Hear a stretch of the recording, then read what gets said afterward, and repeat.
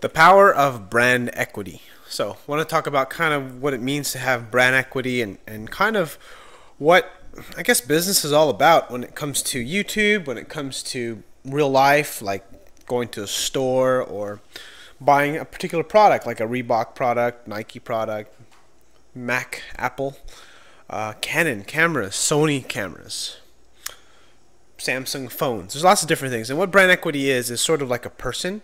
It's essentially creating a substance in somebody else. Or in my case, like kind of what I'm trying to do or attempting to do on YouTube is kind of build myself up and sort of create this brand for myself. Try to give as much information as I can, quality information to help other people, and really create some good stuff, because I want to be able to improve other people's lives. I want to be able to share my experiences, and I want to be able to keep doing it because I have all these ideas and thoughts and I think people can benefit from them, but no one's going to listen to me, at least not yet. I have a small group of people that watch my videos and they listen to what I write sometimes, and some of them take it, some of them don't. Some of them like me, some of them don't. It just sort of depends, and it's kind of a growing phenomenon when you're trying to build a brand like an Apple.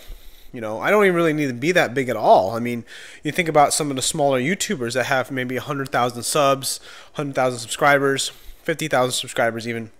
You can do a lot with that. You can make a living. And sort of what I'm trying to do is I'm trying to do this because I enjoy it. It's really fun. It doesn't feel like work. I can do this all day, and I will love to do it. I would like to experiment with powerlifting and strength training and my body and trying different things. I like to share it with the world. I have a lot of experience that I think people can benefit from. And my point of talking about brand equity is that the way it works, that when people see you and they respect you or like you or hate you, it's because they can even hate you. It sort of doesn't even matter. It just sort of depends on how you position yourself, because there's a lot of people out there that people really hate, that people find extremely annoying. Just examples in the media right now that I can think of is Miley Cyrus and Kanye West. Think about that for a second. These people are extremely polarizing, but they have a lot of attention. And because they have this attention, there's people that really love them, there's people that hate them. So they have like a divide of groups. Some people, like when Miley Cyrus did that crazy performance, she got a lot of eyeballs to her, and people want to see her performance, and you either loved her or you hated her for it. Of course, a lot of the time these people tend to cater to a much younger crowd, teenage crowd typically, younger generation, in a way to kind of cause self-expression, to kind of express yourself. But where I'm going with this is that once you kind of create a brand or some sort of brand equity, you can do a lot of different things with it. And one of the most important things is making sure that you maintain the brand quality. And then how you do that is through respect, I guess what I mean by respect is sort of building trust and respect in yourself, whether it be Apple or Samsung, or it could be me, Ryan Saplin. It's sort of like trying to build a reputation. That's really what I was trying to say. A reputation, trying to build credibility. Because then what that person says, what I say, what Apple says has a certain amount of weight. Now, when you hear the president say something, for example, Obama, some people hate him, some people love him. It's a mixed bag, right? And as kind of everything shifts, what they say has an effect on the market. And in the case of earning a living and building a brand, people buy stuff from you. Now, I'm not here to sell you snake oil, supplements, or anything of that matter. I'm not even selling anything yet. I mean, in the future I will. I have some stuff I want to put together in really high quality presentation format, maybe do coaching, though I'm not sure about online coaching because I don't know. It just doesn't. I feel like I have to work with someone in person for me to give people really good quality service and to get them the most out of it. I think that even though that online coaching is a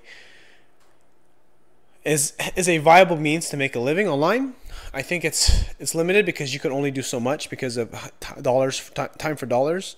The benefit though is kind of cool is because it's not how do you say, location based, so you can actually stay in one place if you want. You don't have to.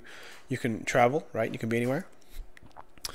But I guess what I'm trying to really say and kind of go with when I'm kind of blabbering on about this, about online coaching, is kind of building a brand. Think of a brand as a person. Apple is a person. It's someone you identify with.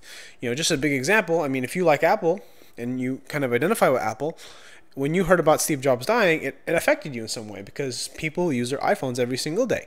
And some people think that's stupid, but that's the point of it. There's people that love it and there's people that hate it, and there's enough people there.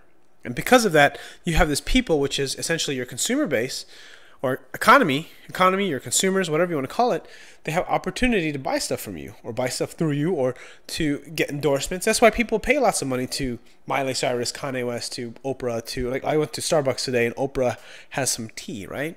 And although Oprah has her own opinions about things, trust me, she's making a lot of money off of that, or she has a deal. This is kind of how it all works. Anyways, just blabbering on. Thanks for watching.